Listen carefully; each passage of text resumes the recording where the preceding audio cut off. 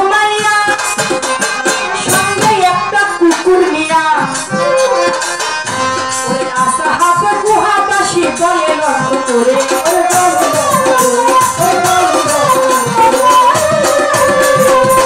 309 বছর ঘুমাইয়া সঙ্গে একটা কুকুর নিয়া আসহাব গুহাবাসী পরিচয় লাভ করে।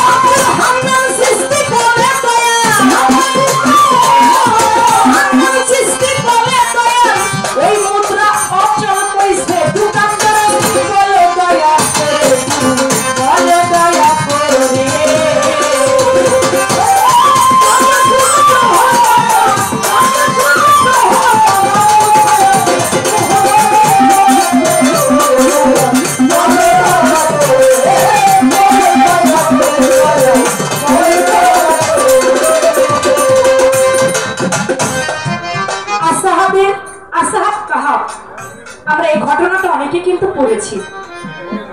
এই আসহাবে কাহাব গুহাবাসী 309 বছর ঘুমাইয়া সঙ্গে একটা কুকুর নিয়া আসহাব কাহাব নাম ধরে তার পরিচয় লাভ করে। খাবার আনতে গেল একজন মুদ্রা হাতে করে। আব্দুল হান্নান চিশতি বলে মুদ্রা অসল কইছে দোকানদারে। দয়াল আমার এই মানব দেহের মধ্যে আসহাব কাহাব তারা কোথায়? মানব দেহের মধ্যে আসহাব কাহাব আছে তারা কোথায়? এবং একজন মুদ্রা হাতে করে খাবার আনতে গেল, কিন্তু মুদ্রা হাতে পেয়ে বলল এই মুদ্রা কোথায় পাইলা?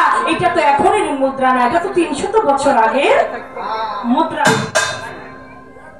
তা বললেন যে এই মুদ্রা তুমি কোথায় পেলে? মুদ্রা তো অচল। দয়াল আমার মানব দেহ অচল একটা বস্তু আছে।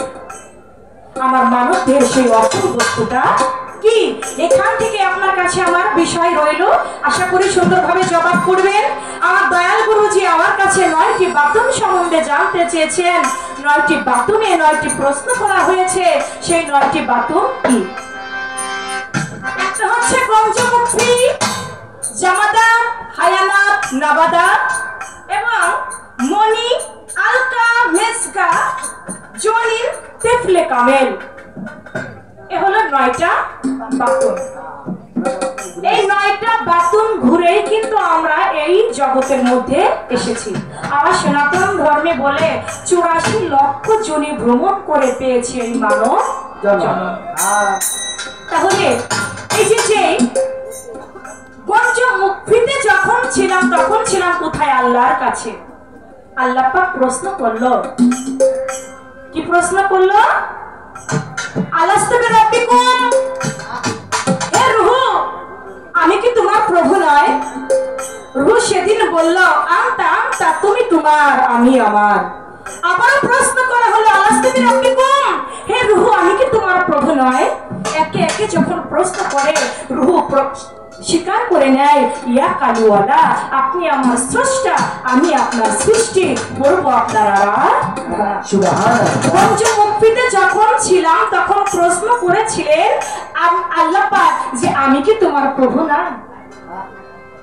আমরা স্বীকার করেছিলাম হ্যাঁ আপনি আমার প্রভু, আপনি স্রষ্টা, আমরা সবাই সৃষ্টি। জামাতাতের মধ্যে যখন ছিলাম তখন ছিলাম বৃক্ষ রূপে। বৃক্ষ রূপে যখন ছিলাম তখনও প্রশ্ন করা হলো এখন তোমার রূপ কি? এখন তোমার রূপ কি? আমি সেদিন বললাম মাওলা গো আমার রূপ এখন বৃক্ষ রূপে, আমি মানব রূপ পেতে চাই। বলে মানব রূপ পেতে গেলে এটা সাধনার বিষয়। তুমি এই বৃক্ষ রূপ, এই বৃক্ষ জুনিতে তুমি থাকো, বৃক্ষ জুনির সাধনা যখন তোমার হয়ে যাবে, যখন আমি আল্লাহ বুঝতে পারবো তুমি পরিপূর্ণ হয়েছো, তখনই তুমি মানবে প্রকাশ পাবে, তা না হলে প্রকাশ পাবে। চলে গেল জামাদার, চলে আসলো নাবাদার। নাবাদারদের মধ্যে যখন আমি ছিলাম তখন ছিলাম আমি ধাতু রূপে। যখন ধাতু রূপে ছিলাম তখন আমি প্রার্থনা করে মাওলা আমি মানব রূপ পেতে চাই। বলে কেবল মাত্র 2 ধাপ পার হয়েছ, আর একটু বাকি আছে। তুমি ধাতু রূপ পেলে তুমি কি করবে? তোমার কি ঈমান ঠিক থাকবে?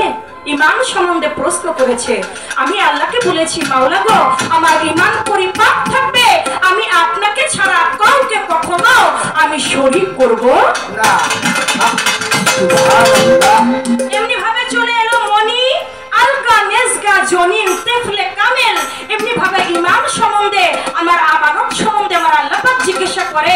আমি আল্লাহকে জবাব করি মাওলা গো আমি তোমার আমানতকে খেয়ানত করব না। কিন্তু দয়াল আমানত তো খেয়ানত হয়েই যায়। আল্লাহকে আল্লাহ প্রশ্ন করলো আমানত সম্বন্ধে, আমি জবাব করেছিলাম আমি আমানত খেয়ানত করব না। কিন্তু আমরা মানুষ, আমরা আমানতটাকে তো ঠিক রাখতে পারি না। ও দয়াল এই যে 16 আনা দিবে বলে আজও দিলে না, কেন রে মন সাধুর সঙ্গ নিলে না? দয়াল আল্লাহ তো 16 আনা দিয়ে পাঠাইছে, আমরা কি কেউ বুকে হাত দিয়ে বলতে পারবো আমাদের 16 আনা পরিপূর্ণ আছে? আমার আল্লাহ পাক বলেছে হে বান্দা আমি তোমাকে 16 আনা ধন দিয়ে দুনিয়ার বুকে পাঠিয়েছি, রতি মাসা যদি কম হয় আমি তোমাকে ছাড় দেব না। আমার এক নাম হবে সেই আখেরে সেই হাসরে ওয়াহিদুল কাহার। আমি সেদিন কঠিনের থেকে কঠিন হয়ে সেদিন বিচার করব। হে বান্দা তুমি 16 আনার এক রতি কম হলে হবে না। ও দয়াল আমরা কেউই তো বুকে হাত দিয়ে বলতে পারি না 16 আনা ঠিক আছে, তাহলে 16 আনা পরিপূর্ণ মাওলাকে দেব কেমন করে? এটা আপনার কাছে আমার ধরা রয়ে গেল। আমানত ঠিক রাখতে বলেছে, আমানত কোথায় ঠিক রইলো? এটা তো ঘাটে পথে মাঠে কত জায়গায় খেয়ানত হয়ে যাচ্ছে। এটা তো আমি ঠিক রাখতে পারছি না, তাহলে আমি কেমন করে আমানত ঠিক রাখতে পারবো? আল্লাহকে আল্লাহ প্রশ্ন করেছে, আমি তো তাকে ওয়াদা করেছি হ্যাঁ আমি আমার আমানত ঠিক রাখবো, কিন্তু আমি তো ঠিক রাখতে পারছি না। এখান থেকে দয়াল যে কথা রেখেছিল জবাব তোলার সাথে এখান থেকে আরো কিছু কথা রেখে দিলাম।